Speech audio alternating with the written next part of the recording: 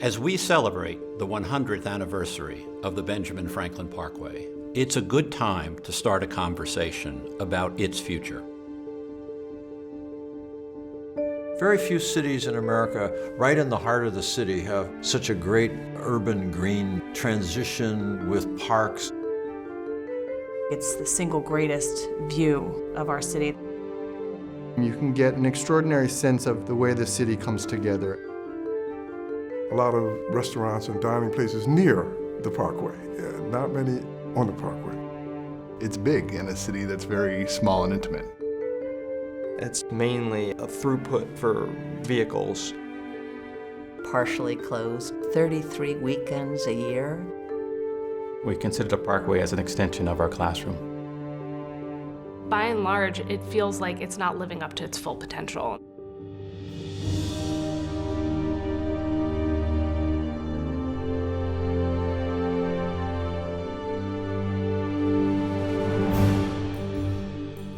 It doesn't take much digging in the history to realize, of course, the Parkway's changed quite a bit over the last 100 years.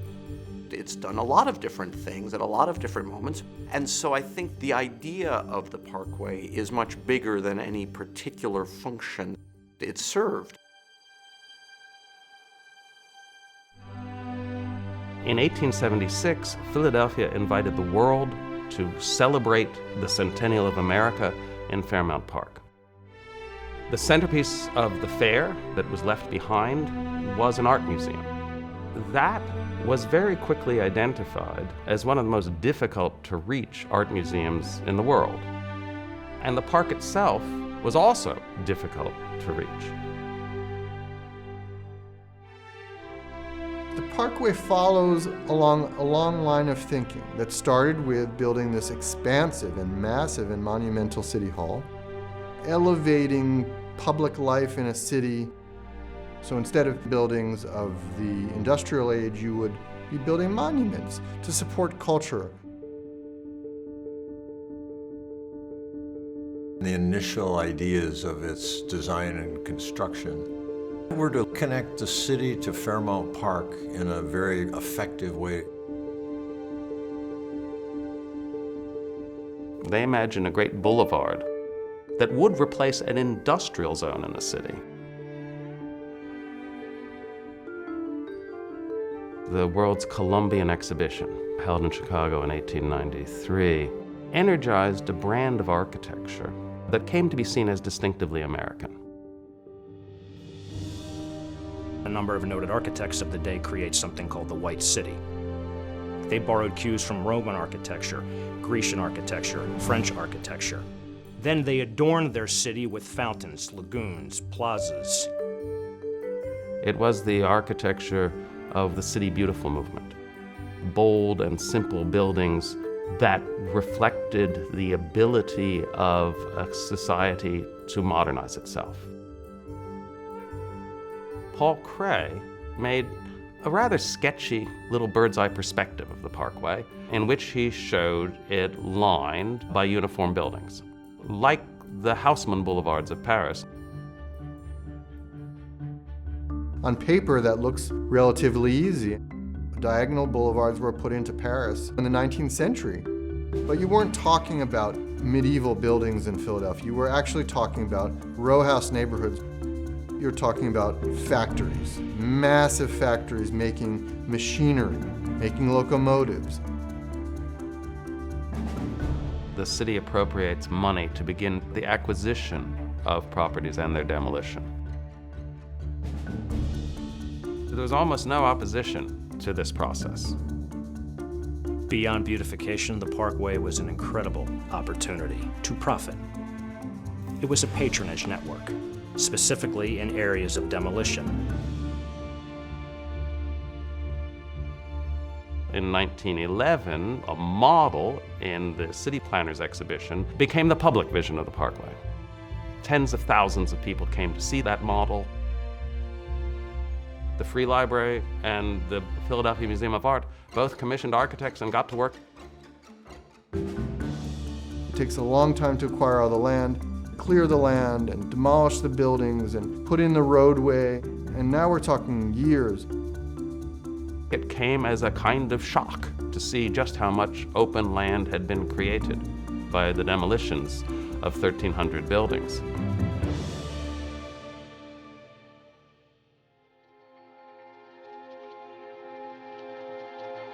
Jacques Grébert is asked to take a look at this great empty landscape. And what Grébert presented in gigantic watercolor drawings and lively crayon sketches was an enormously evocative picture of a great wedge of green bringing the park into the city. Cray was an architect, and Grébert was a landscape designer. So one has buildings and monuments and cathedrals and cultural institutions. The other has a series of gorgeous parks and fine-grained gardens that were really beautiful landscape elements.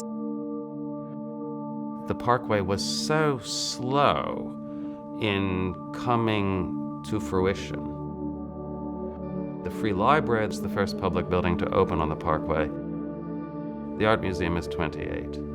The Rodin Museum is 29, and then there's the Depression. The Franklin Institute straggles across the finish line in 34. But the project to move virtually every cultural institution in the city to the Parkway fizzled out.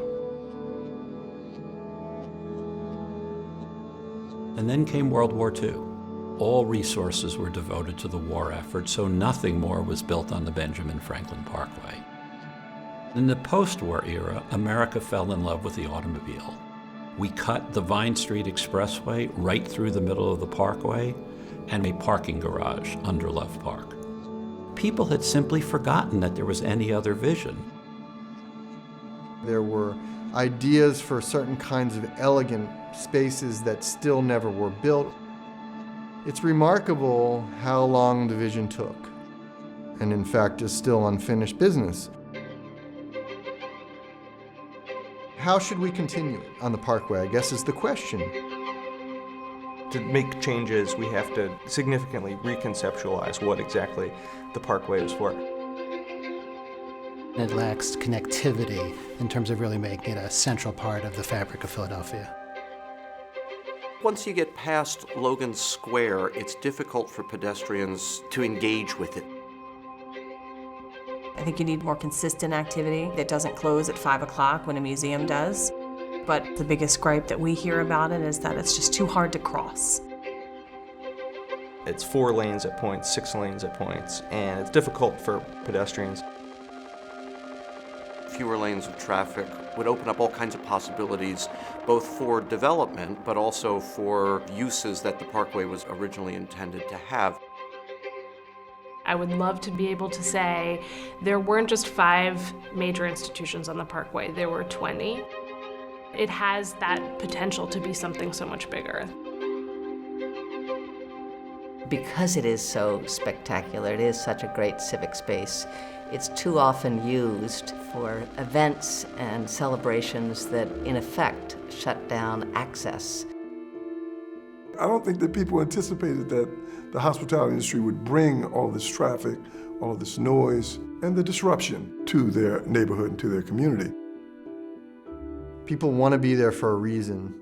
There's something very wonderful about it, but clearly it needs to be regulated a little bit more. The Parkway could really benefit from more residential and indeed perhaps commercial development. We can have more people living on the Parkway, and we should. 70,000 people live within a 10-minute walk of the Parkway. That's a city the size of Lancaster. Those people could activate the Parkway. We're just not allowing that to happen because of how it's currently configured. It's indisputably one of the most valuable pieces of real estate in the city. We've seen far too many spaces with wonderful plans, but an insufficient budget to maintain them. There are park improvement districts in cities that draws revenue from the real estate around the park. The question would be, what would be the economic driver? If you create this environment with gardens and spaces and recreational amenities that people treasure, there will be demand to develop the perimeter of it, and the park then recovers through revenue recovery. There are sites that are small. They could be made immensely valuable if you could put towers on them, not block sunlight, not block views, and create people living on the parkway. It's expensive to maintain quality public spaces. We need to find alternative and dedicated revenue streams that can help us achieve public purpose, but not tax the city's limited budget. What needs to happen is for there to be yet another fresh set of choices put in front of people.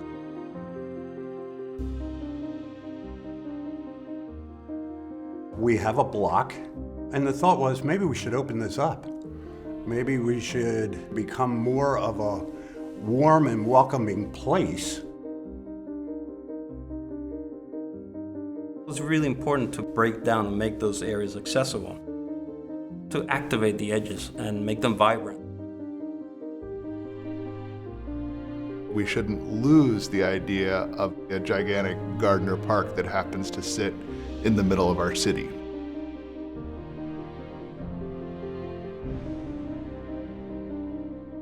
The vision's already there. It's an absolutely beautiful boulevard. We need to have people want to be there daily, weekly, monthly, yearly. And we're going to have to put a lot of work into making the Parkway what it could be. Philadelphians today have to think long-term and ambitiously. A bold vision for the future is key.